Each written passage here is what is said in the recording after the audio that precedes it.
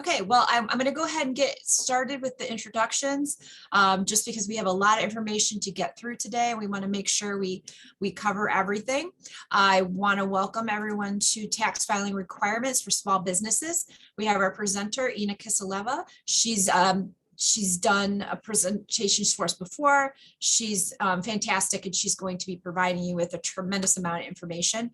And we are recording today, and that recording will be available on our website, which I will post that link for you in the chat here shortly so that you have that information and you can find it later.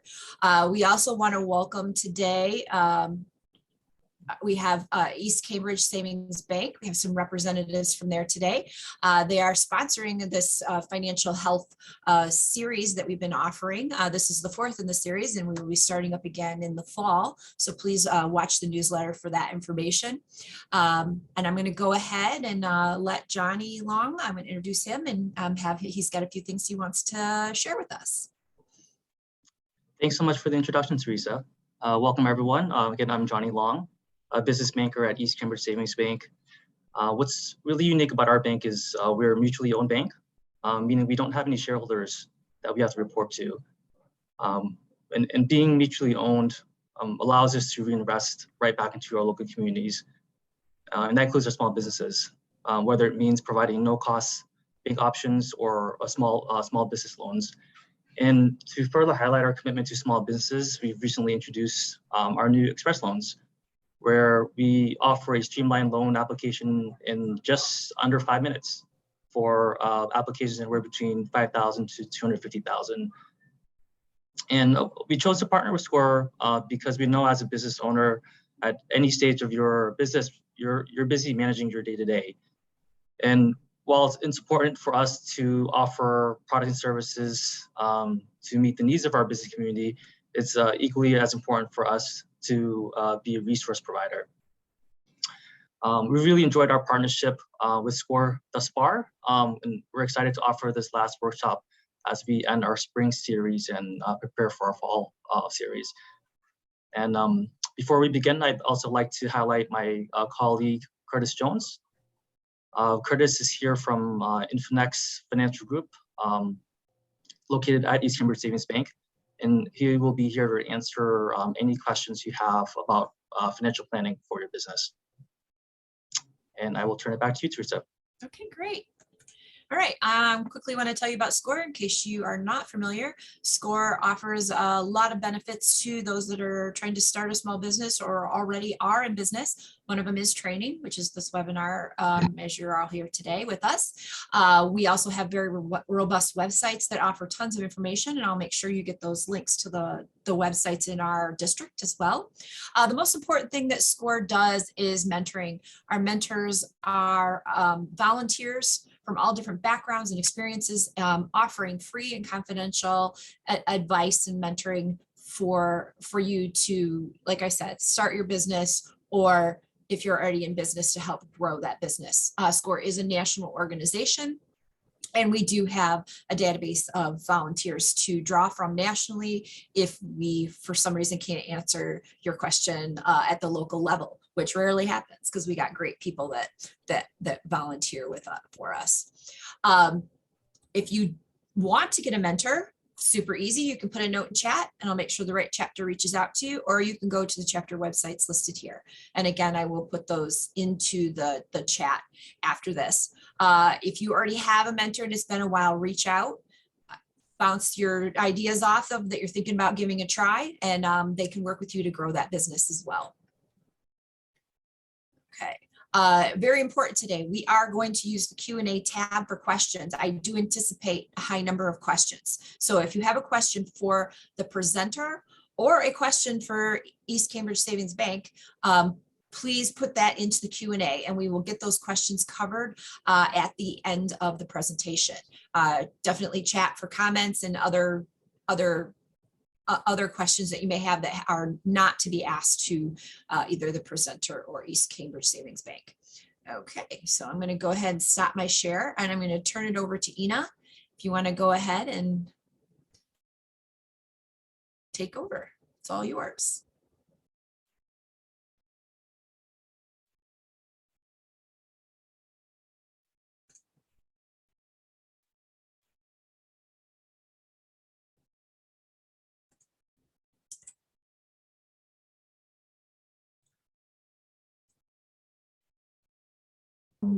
I'm muted myself. Sorry Yep. about that.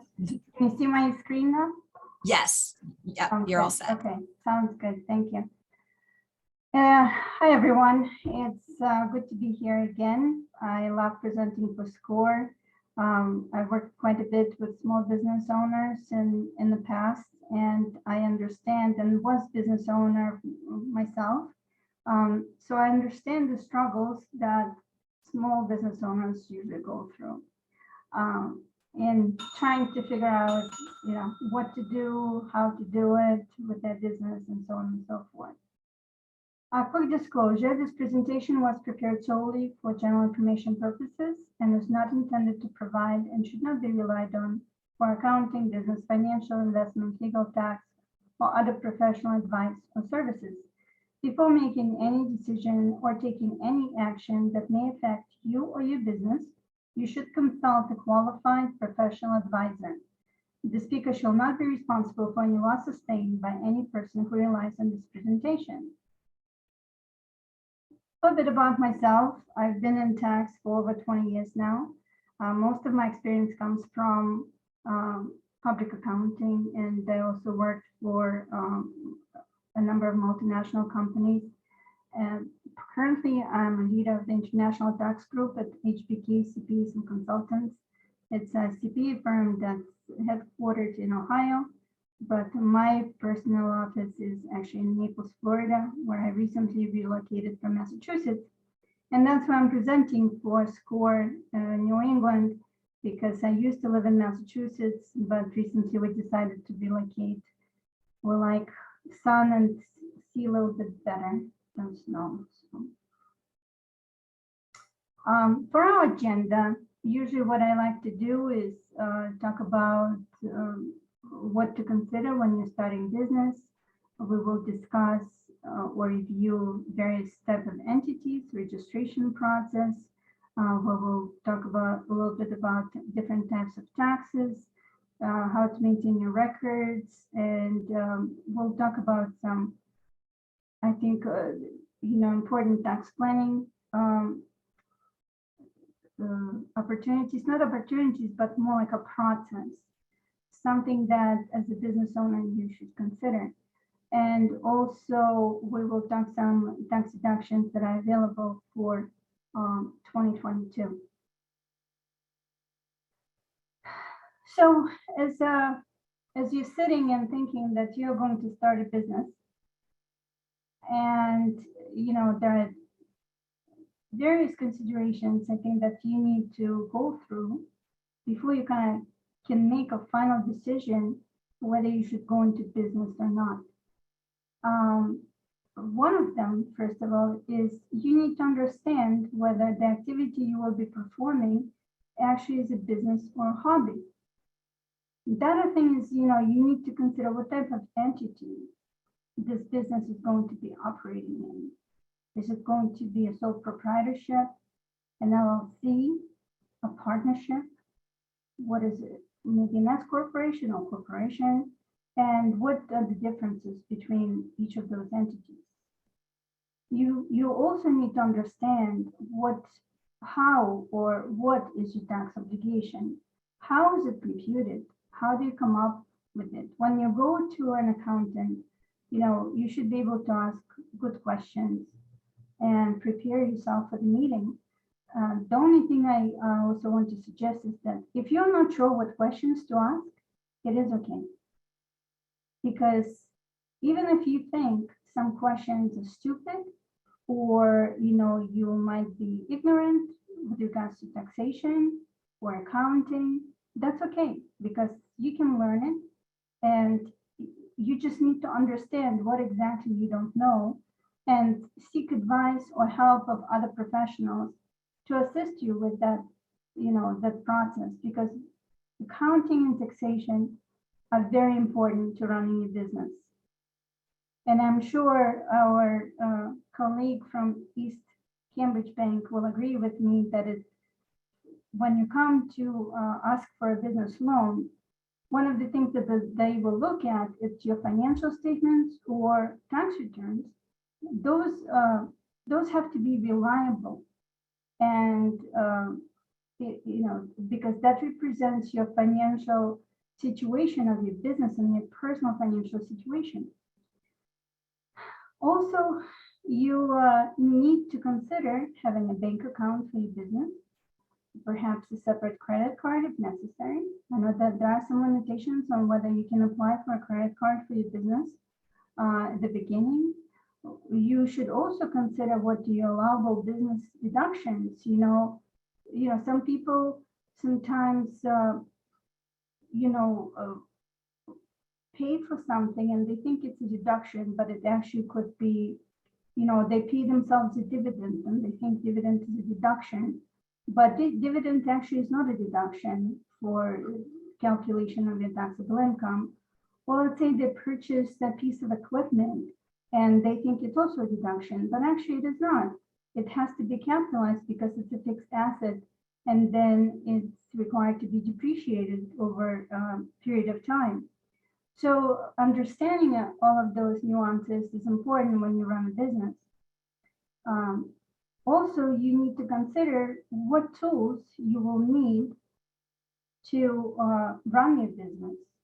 And of course, let's say if you a scientist and you do research and you decide to open a business where you going to be funded by someone, you will find investors, let's say, and you will continue doing research. But for me, do you have the right tools to maintain your financial records? So, for example, a lot of clients of mine start out with using QuickBooks. If it's a very small business, they may start out using Excel. It depends really on your budget. But there are different software providers that, like QuickBooks, like I mentioned, then there's Sage. There are some other software packages that allow you to maintain financial records. Then the next question would come, do I need to make, when do I have to pay my taxes? Do I have to save for taxes? When are they due? This is something you don't want to miss. So the thing is that, like in taxation, things can be confusing in a lot of ways. And again, I can't reiterate more than, when you don't know something, don't assume and seek advice. But most importantly, budget for that in your budget, basically. Provide for sufficient amount of financial budget for consultations with different professionals. Let's talk about hobbies versus business. I get this question a lot when I do training. How do I know whether it's hobby or business? So, well, first of all, hobby is an activity that person pursues because they enjoy it and with no intention of making profit. Many people engage in hobby activities that turn into a source of income. And perhaps that could be a situation with you when you had a hobby, it perhaps was profitable, and then you decided to quit your full-time job and make it a real business.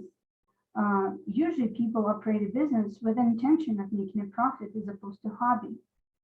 The taxpayer carries out activity in a business-like manner and maintains complete and accurate books and records. You probably recall that when it was your hobby and you were a collector and you're collecting, I don't know, stamps or coins, I don't know if you actually kept track of whether you're generating any losses or profits, because you didn't really care whether you generated any profit. You did it because for your enjoyment. If you run a business, you want to make sure you're in the business of making profit. So that's why you need to maintain complete and accurate records. So what other factors you should consider when determining whether you have a hobby or business? Well, do you put time and effort into the activity that show your intent of this business to be profitable? Do you rely on this activity for your livelihood? Or, what are your personal motives for running this business? Is it for general enjoyment or relaxation, or is it to generate profit? Does this business generate enough income to, or do you have income from other sources that support your livelihood? And so on and so forth. And I provided the examples on the slide that you can also read through. What are the differences in tax treatment of hobbies versus businesses? Well, if we have a business, any losses generated from the business are generally deductible, so to speak. You can net those losses against other income on your tax return. While hobby losses are not deductible, you cannot carry them forward, you cannot carry them back. They're basically lost because it's for your personal enjoyment. Usually, hobby income, I'm going to pull up a tax form here.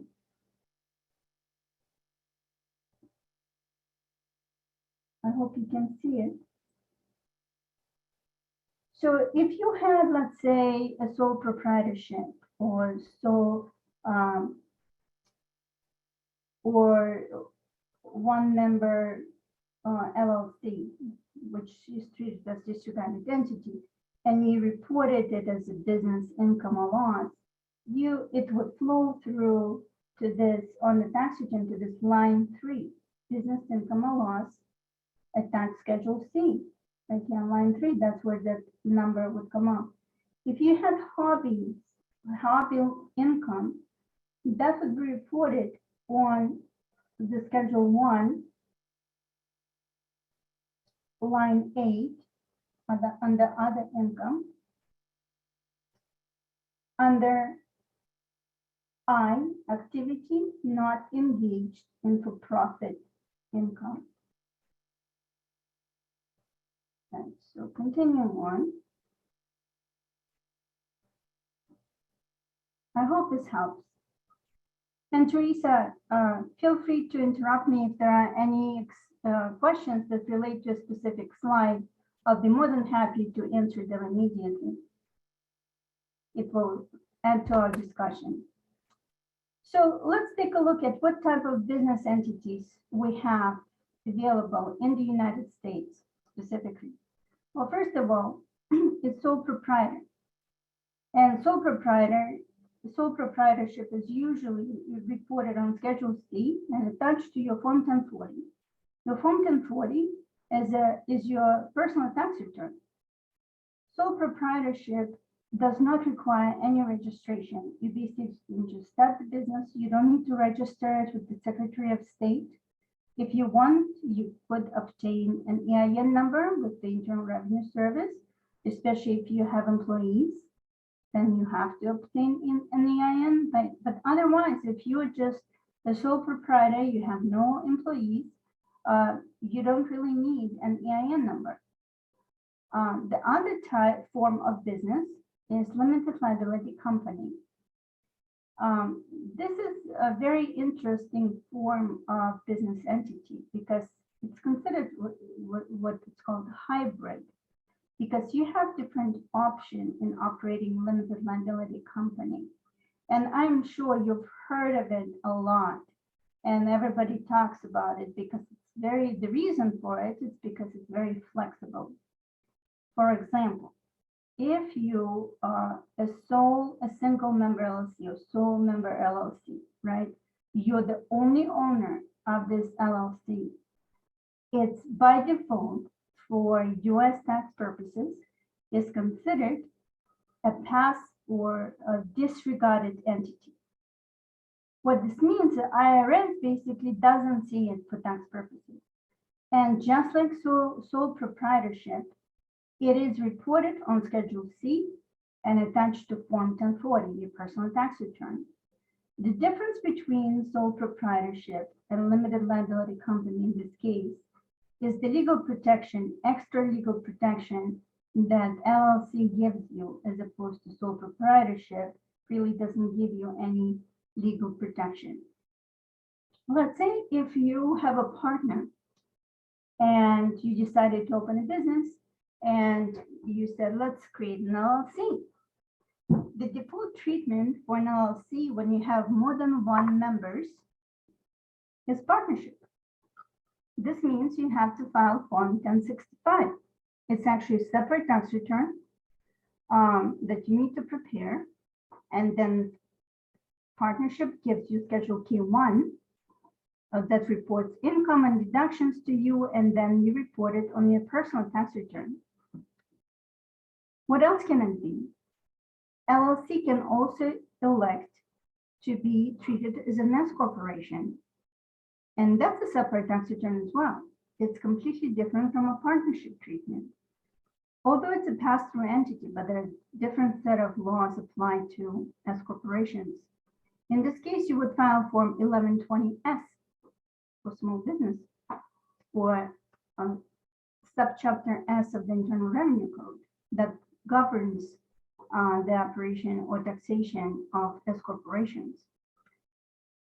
LLC can also be a C corporation.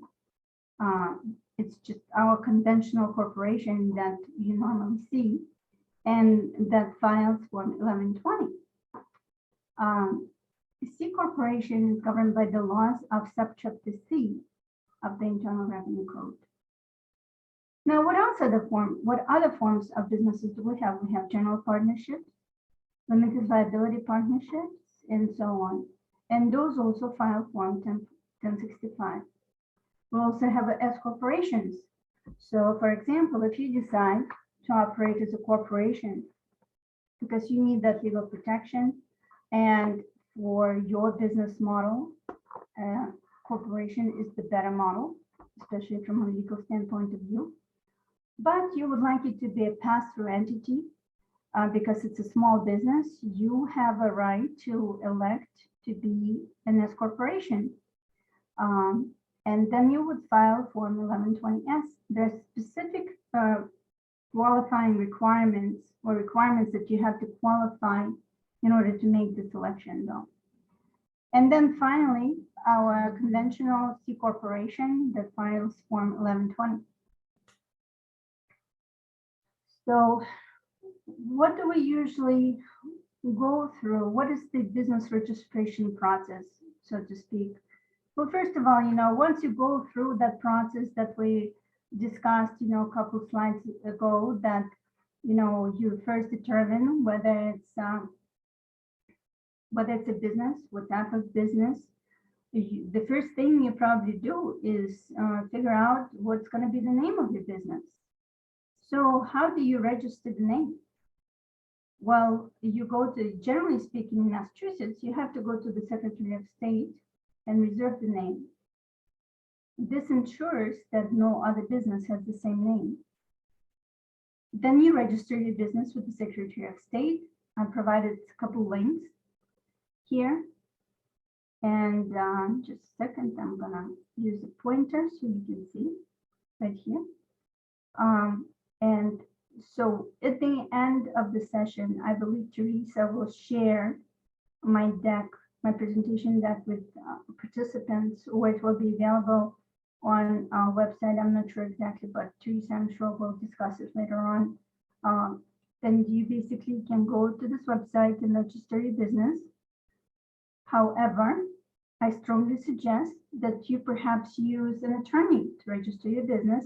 That will ensure that appropriate, organizational documents or incorporation documents are filed with the Secretary of State, that there is no confusion between what type of entity it is, especially when it's an LLC and you make an S-corp election. By default, as I mentioned, LLCs are partnerships.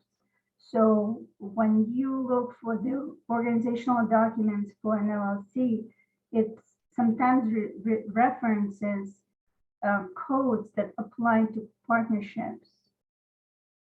But if you are planning operating as an S corporation or a C corporation, you need to make sure that the laws referenced in that or organizational document or incorporation document actually refers to the laws that apply to the corporations. So it could be a tricky process. While it's very easy to do on Secretary of State website, like I said, I strongly advise that you meet with an attorney who can help you with registration. Then you can apply for an EIN. Application for an EIN is a fairly easy process. You can go directly to the IRS website and to follow this step-by-step basically process and get yourself an EIN. You will also receive immediately a PDF of the letter from the IRS confirming the EIN, the employee identification number. Download it and save it for your records because you will need it in the future. For example, when you go to open a bank account, you will need to provide that letter to the bank. That's a confirmation of what the EIN number, and they will need it. The next step is to register with the Massachusetts Department of Revenue.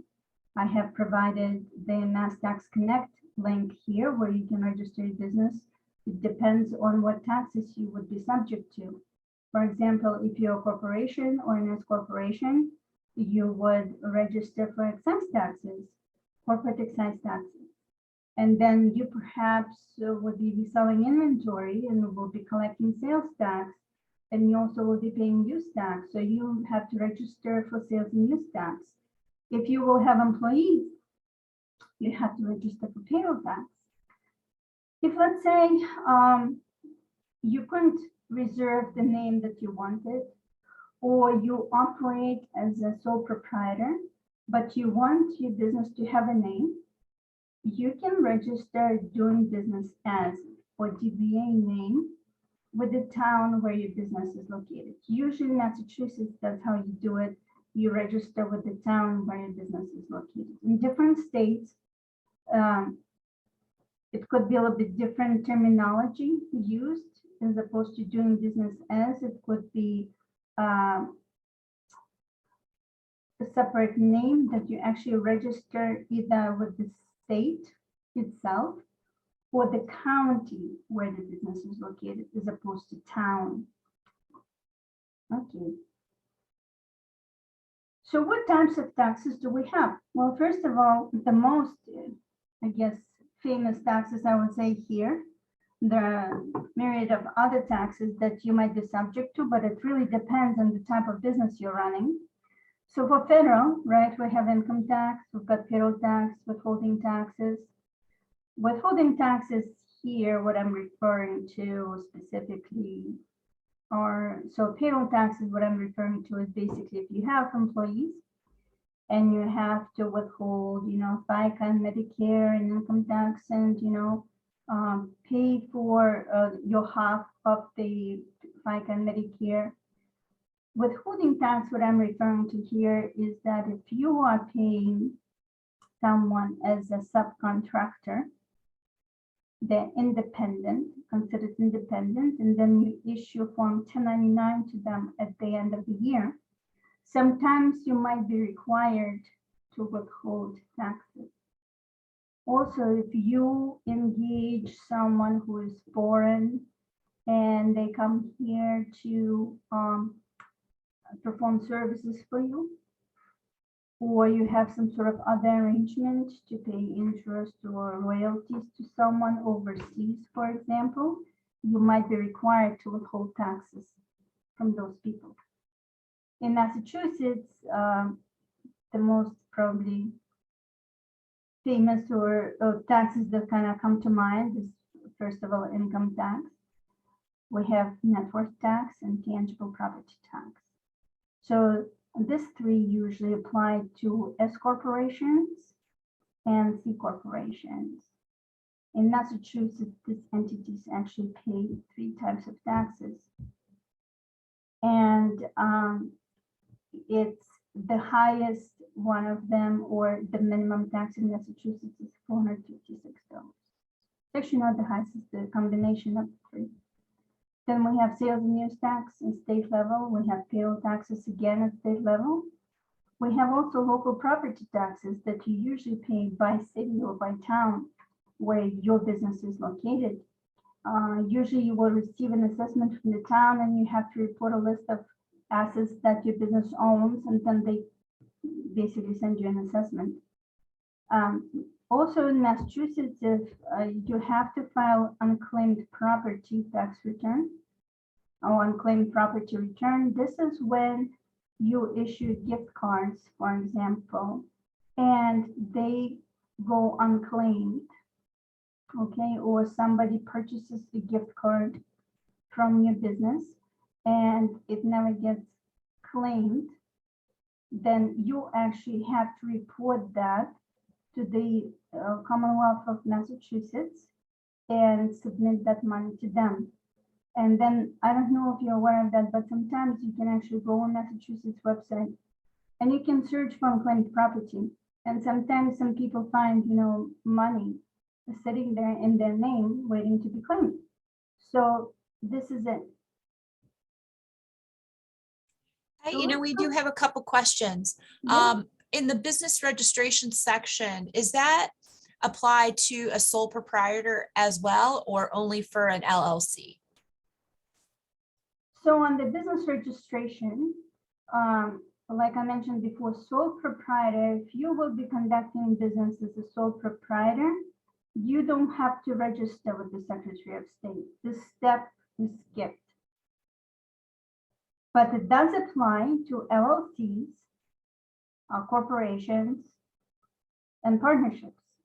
So you have to go through this process. Okay. Now, your sole proprietorship can have an EIN, as I mentioned, if you want to have an EIN, or you need to pay wages, and for some other reasons like sales and use tax, you may consider applying for an EIN even as a sole proprietor. And then as a sole proprietor, you may consider getting a DBA name. I hope I answered the question. Any other question? Yeah. Is it okay if the name of the LLC is different from the name of the business, or does it have to be the same? Well, this is where the DBA comes in. If, let's say, you have an LLC, you created an LLC with one name, and then you decided that your business name will be different, then yes, you can have a different name for an LLC and then register your doing business as name with the town or city where your business is located. And the name that you would register would be the name you want your business known as, you can also call it as a brand, right? So one time I worked for a company, it's a golf company in Massachusetts, and the legal name is Acushnet Company. But we have different brands and doing business as names. So for example, if you play golf, you heard of Titleist. So Titleist is actually a brand of Acushnet Company. So very similar to this, if you registered an LLC under, I don't know, ABC LLC, and then you want to be called, Sunny Daycare or something, Sunny Days Daycare, then Sunny Days Daycare would be your doing business as name that you will register not with the Secretary of State, but with the town. Any other, Teresa? We will hold the rest for later. Thanks. Sounds good.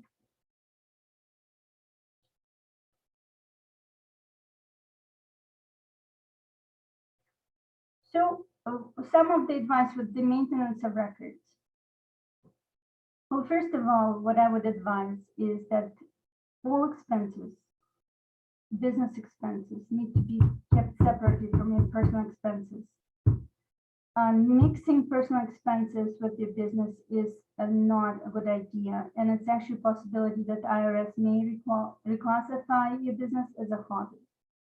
So from the start, I would advise that you get yourself a separate bank account or a separate credit card that if you cannot get in the business name, but maybe credit designate a separate business credit card that is not used for personal expenses. It just makes life so much easier, and it's easier to reconcile things, and it's cleaner. Prepare regular accounting statements. That refers to when you start keeping either Excel spreadsheet, but which it might be okay and sufficient if you have very small business, very small number of expenses.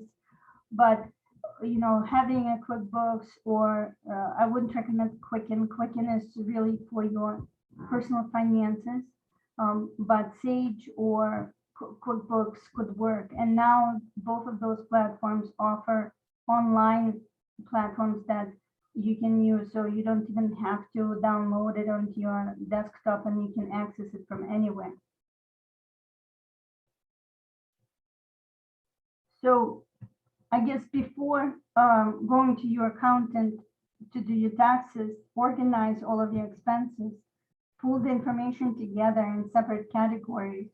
Don't wait until the last minute. Do it on a regular basis. If you want to do it on weekly basis, do it on weekly basis. If it works for you, do it on monthly basis, do it on monthly basis. But do not wait until next year, until you go to see your accountant next year to, separate all the records. It's really not a good habit. The reason is that when you do something, you're going to forget what it was. I've done it myself. Everybody done it. I'm sure that, if you have receipts, put them in separate categories, organize them. That will remind you when you start working on it, it will remind you what it was for, because I can guarantee you, even 2 months from when you did something, you will not remember what it was.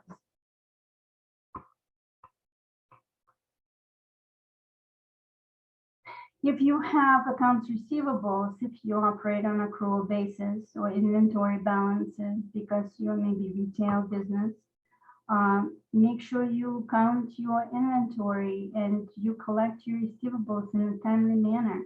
Because if you have account receivable sitting, 60 days out, and they may become uncollectible at that point and will need to be written off. Or you also may not be able to collect that far out, because people forget. So also, I'm sorry, there's some sort of banging going on. I think they're hanging pictures here.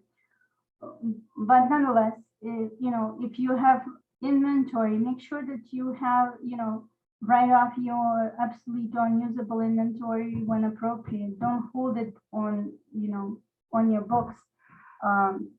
It needs to be maintained on a monthly basis. Again, it all depends on how big your business is, but monthly basis and for internal record keeping, I think that's a good practice.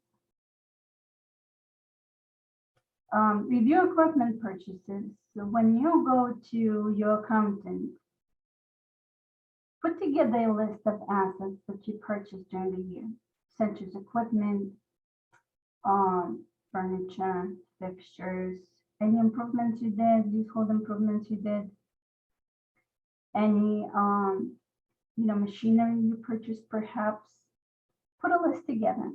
Also, put a list of assets that you sold or thrown out, and provide date of purchase, the cost for which you purchased it, date of sale or disposal, and sale price. Accountants will thank you for that, because this is one of the information that usually kind of provided the last.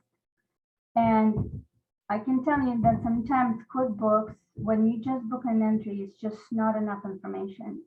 And we end up guessing a lot as to what assets exactly was purchased. And I'm sure if you ran a business before, you heard back from your accountant, can you please tell us what this was for? Why did you buy this, right? This is why they're asking you, because they need to understand whether that asset actually should be capitalized or can be written off, whether it's actually a capital asset. We also have different kind of accelerated depreciation models that are available to us, and understanding what assets you purchased or sold will impact the deductibility of the of appropriate related expenses. So also since 2014, every business needs to adopt a capitalization policy. For small businesses, there's a de minimis safe harbor for tangible properties, $2,500. Basically, if you do not have audited financial statements, you're a small business, you can adopt a policy that anything that's under $2,500 can be expensed, and it's fine for tax purposes as well, as long as your book and tax policy is the same. Now, everything that is over $2,500 needs to be capitalized and then depreciated. So if you do not know about this, talk to your accountant about it. We will review section 179 and bonus depreciation later on in our slides. Okay, so there could be also some credits available to you, and I'm going to skip this part because we're kind of running out of time. And but take a look at it. You may qualify for those credits. Talk to your accountant, ask about them. If you think that you might qualify for that, ask about it. This is my practical advice to you. Find a qualified CPA and bookkeeper sooner rather than later. Have an understanding of what the cost of doing business is, including hiring CPA, an attorney or bookkeeper, and budget for it. I have to say, that services of the professionals are not cheap, but you need to understand that you cannot do business without those professionals. You need a CPA and you need a bookkeeper because you're not a bookkeeper yourself. And you're going to be more successful when your financial records are in order and you understand on a monthly basis how well your business is doing. If you have no picture in front of you as to how your business is doing financially, it's really hard to run that business. And again, most importantly, you have to budget for these costs. You can't just assume that, we have SCORE here. This is a great organization. And I actually refer a lot of people that come to me to SCORE because you guys can get basically free professional advice. But at the same time, you also need to work with the professionals and budget for this costs. Especially as your business grows, this becomes important. You can't just ignore these costs. They are there, and and it costs money. That's all there is to it. Filing and paying estimated taxes. So if you're self-employed or sole proprietor or single member LLC, generally the information, your business income and expenses are reported on Schedule C. And then it's attached to Form 1040, your personal tax return. In Massachusetts, its tax form number is 1. It's usually due by April 15th of the following year. So for your tax year 2021, if you operate on the calendar year, the due date will be April 15th. And then you get another 6-month extension until October 15th. If you file partnerships or LLC with more than one member that files as a partnership, you file Form 1065, and it's Form 3 in Massachusetts specifically. I'm not covering other states here, unfortunately, but just to get an idea, if you're in a different state, most likely you have very similar filing requirements. This tax return for partnerships, the tax return is due by the 15th day of the 3rd month following the close of the fiscal year. So that means if it's, let's say, 2021, it's going to be March 15th, 2022, then you get a 6-month extension, and so that gives you additional 6 months until September 15th. S corporations or LLCs electing to be treated as S corporations file Form 1120S and 355S in Massachusetts. the same due date as partnerships, March 15th, and then plus 6-month extension until September 15th. C corporations file 11/20 or 355 in Massachusetts. The due date is the 4th month, 15th day of the 4th month, meaning April 15th, plus 6-month extension until October 15th.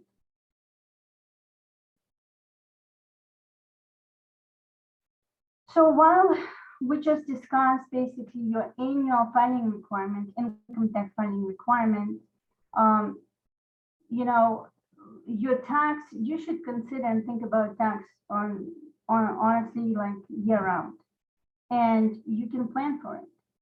And so this is my practical advice to you. You know, while the act of tax filing occurs once per year, planning for them is a year-round exercise. Being prepared and organized can save you money and stress in the long run.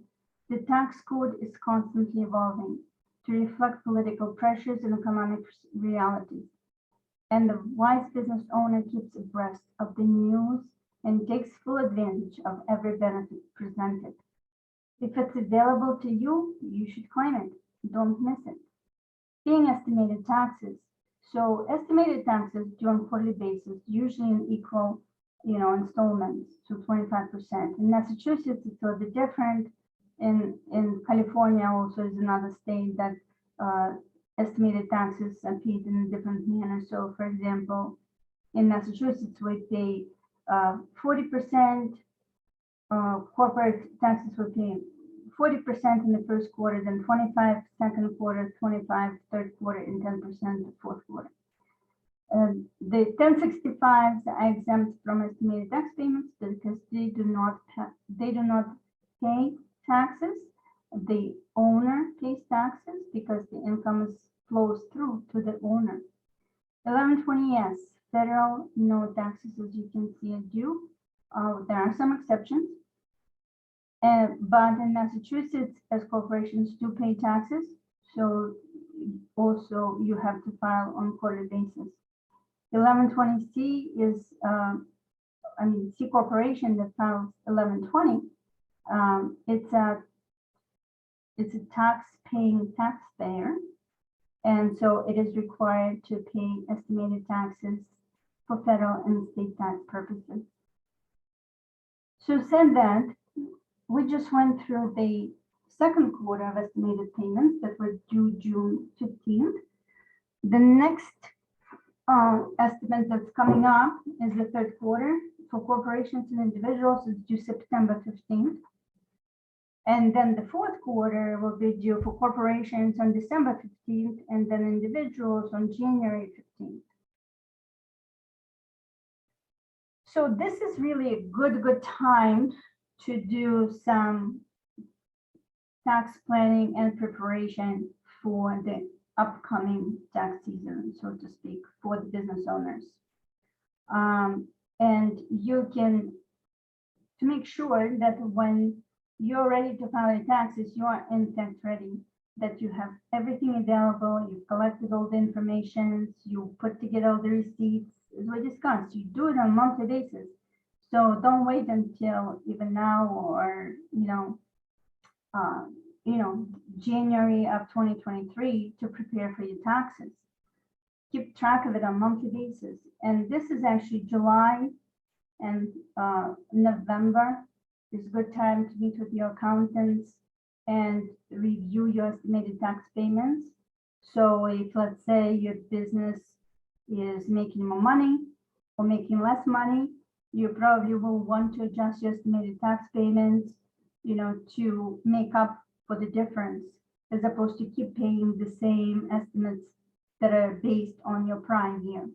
So because usually under the safe harbor rules, when we prepare estimated tax payments after the tax return is prepared, we base them on that year. Or let's say for 2021, we just went through the tax season of 2021. Estimated tax payments that were provided at that time were based on 2021. So this is good time again to basically review how your business been doing in comparison to 2021 and adjust those estimated tax payments accordingly. It's also a good time to consider whether you will be contributing to a retirement plan. So generally speaking, you can contribute by the due date of the tax return, meaning the following year, to, let's say, to an IRA. But if you want to make a larger contribution and you need to save maybe money for it, this is a good time to start doing it. And most importantly, it's a good time to really review which plan will work better for you, because there are different retirement plans that might be available to small business owners, which we'll review shortly. Okay, for 2022 depreciation, so section 179 deduction, you can deduct 100% of your costs related to machinery, equipment, software, qualified improvements to building and interiors, roofs, HVACs, fire protection systems, alarm systems, and security systems, can be new or used. You can deduct up to $1,080,000 in 2022. The phase out starts when you reach $2.7 million in asset additions in 2022. The other option we have allowance is a bonus depreciation allowance. Again, in 2022, it's 100%. It's the last year that you can claim 100%. And this applies to tangible property depreciated under makers with recovery period of 20 years or less. It includes computer software, qualified film, television, live theatrical production, water utility property, equipment, again, machinery,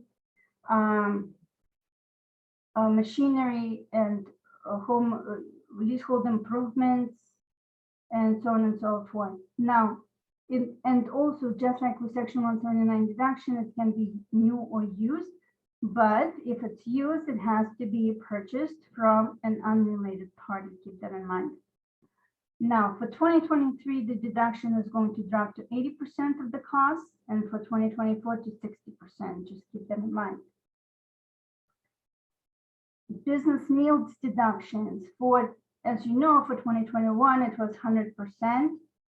For 2022, it remains to be at 100%.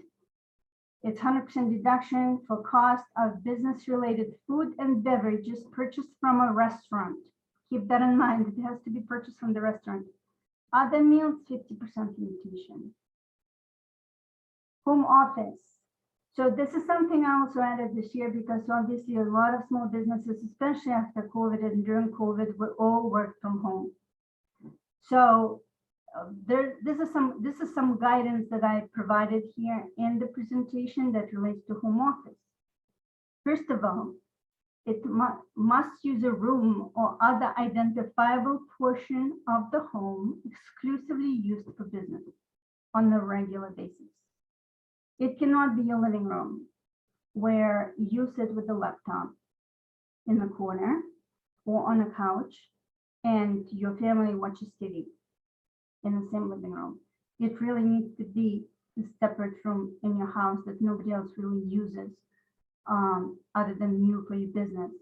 There are some exceptions that apply in the situation, how it's calculated, but basically, generally it's based on your square footage. So if, let's say, your office is 200 square feet, but your entire house is 2,000 square feet, so it's going to be 10% of your home is used for business. There are two methods. There's regular and simplified. Simplified prescribes a rate of $5 per square foot business use of home, and max deduction is $1,500. Now, keep in mind that employees cannot claim home office deduction. It used to be reported on Schedule A, but in 2017 with TCJA Act that came out back then, any employee business expenses were eliminated on Schedule A. As corporation shareholders cannot claim home office deduction as well. You can maybe structure it as a rental from your, by S corporation from yourself and claim rental income. Maybe you can create an accountable reimbursement plan, benefit plan, potentially, but generally speaking, as corporation shareholders cannot claim home office deduction.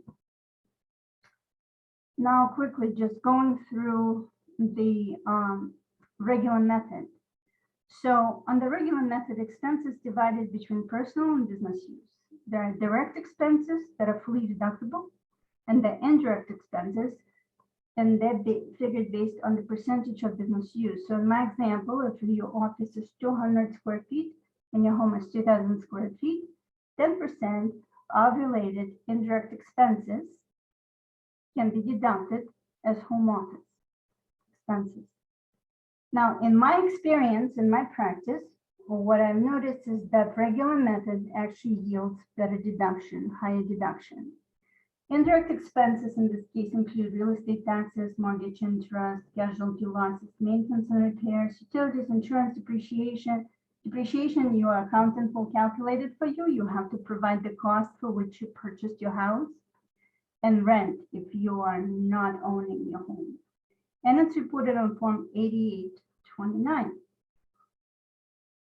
The other deduction that you should consider is also automobile deduction. Now, just keep in mind, IRS is generally, if you're picked for audit, this is the first thing that they will be probably reviewing, automobile expense deduction, because it's very ambiguous and people generally do not maintain good records of their business trips or mileage.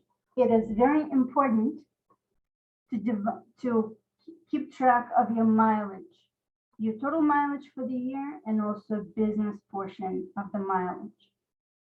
If you use your vehicle 100% for business and there's absolutely no personal use, then 100% of expenses associated with that vehicle can be deducted. But again, it has to be, in fact, 100% business use. If you split your vehicle between use, business, and personal, I advise that you keep a journal, either manual, or there are different apps that are available now that you can download on your phone, and every time you get in a car, that's keeping your miles. You just need to code it properly in that app that it's business or it's personal, and at the end of the week or month, it gives you a report. So consider that this is very important. So, and keep in mind that commuting expenses between home and business location within the area of your tax home are not deductible. So if you have an office, I don't know, 2 miles away from your house, and you're renting it, and this is where your normal business is conducted, you do not have a home office. That time that you travel from your home to your office, that is not business mileage. Okay, just keep that in mind. Now, if you in fact have home office and that's your primary business location where you do your business, and perhaps you have another location for your business, or you're going to see a client, right, for a meeting, that mileage would be considered as business. That's when you have to keep track of it. Also, if you have home office, and let's say you went to do errands for a business, buying inventory or meeting with business partners, business meetings, and so on and so forth, that would also be considered business mileage. Now, for 2022, standard mileage rate that was announced is 58.5 cents per mile. If you will decide to use actual expenses, then this is kind of the list of expenses that can be deducted. Prepare those before you go to see your accountant. Teresa, do we have time, or should we maybe address questions? Yeah, why don't we hit some questions and then we can see where we are there. I do have some questions about estimated taxes. Do you have to pay estimated taxes? And what if you're a first-year business? How do you know how much to pay in estimated taxes? So if you're a first-year business, well, you can do a projection. Generally speaking, first year that probably will not assess penalties. And you may have a loss. If you have a loss, then there are no taxes due, obviously. But just keep in mind that in the United States, our system is a self-assessment system. So you're the taxpayer who knows whether you have income or losses for the year. And, or you can estimate or forecast whether you're gonna have income or loss. And that's how you determine whether estimated taxes are due. If, let's say, you underpaid those taxes, when you file your tax return, some penalties will be assessed by the IRS or the state that you're filing with. Generally speaking, the first year you're exempt from paying taxes. But again, I would consult your accountant and see what they advise you to do. It really would depend.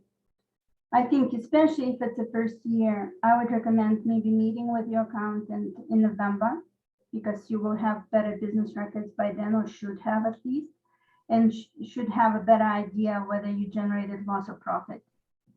And then perhaps they can set you up for a catch-up estimated tax payments. Do you need to register with the Department of Revenue if the business being incorporated doesn't sell products in a brick and mortar setting, but actually sells products through an affiliate marketing online store? Yeah, you have to register a business. It's still your business, unless it's your hobby.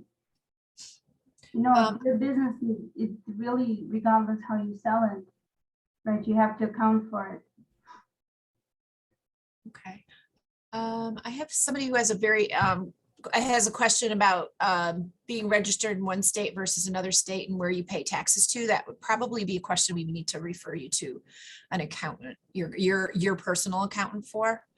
So we be asking. I will answer the question. It's actually a very good question. Okay, go ahead. I'm glad they asked it, because, you know, especially with working remotely. So if, let's say, you registered your business in Massachusetts and it's domesticated in Massachusetts, you have to file a tax return in Massachusetts.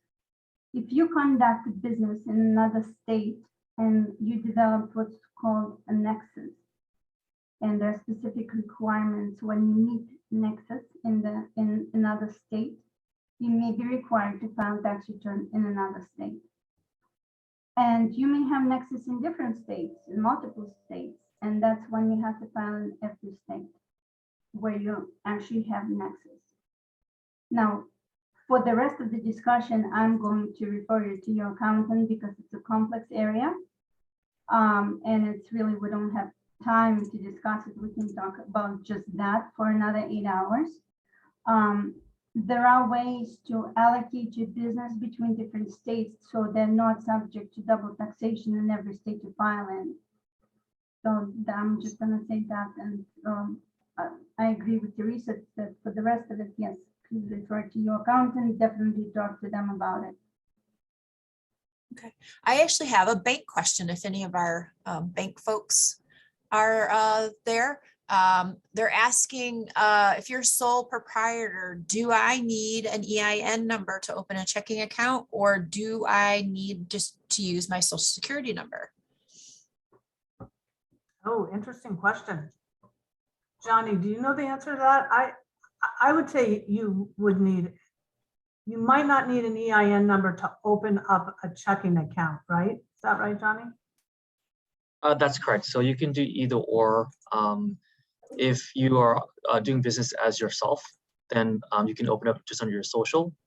If you have a DBA name, then that would be under a different tax ID number. I think for a lot of sole proprietors that have to provide W-9s to like vendors to get payments, they typically prefer to use an EIN number just for security purposes so that their social isn't flying around.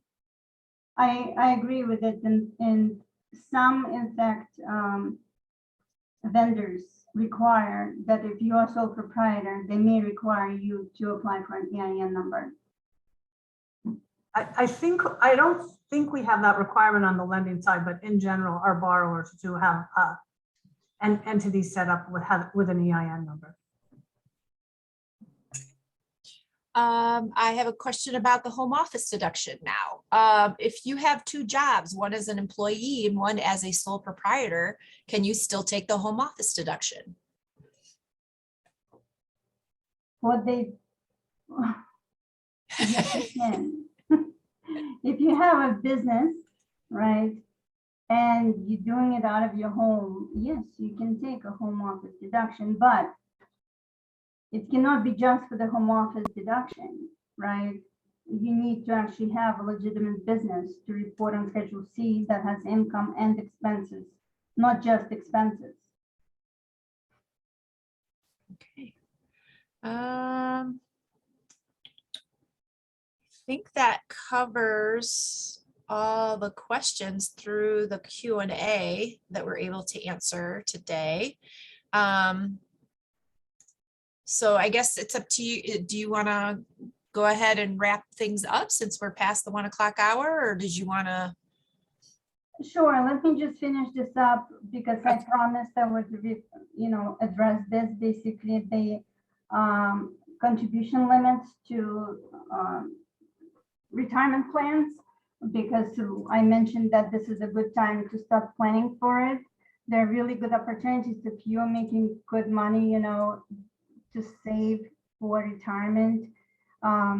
If you just want an IRA, you can contribute $6,000 per year. Plus, if you're over 50, you can contribute additional $1,000.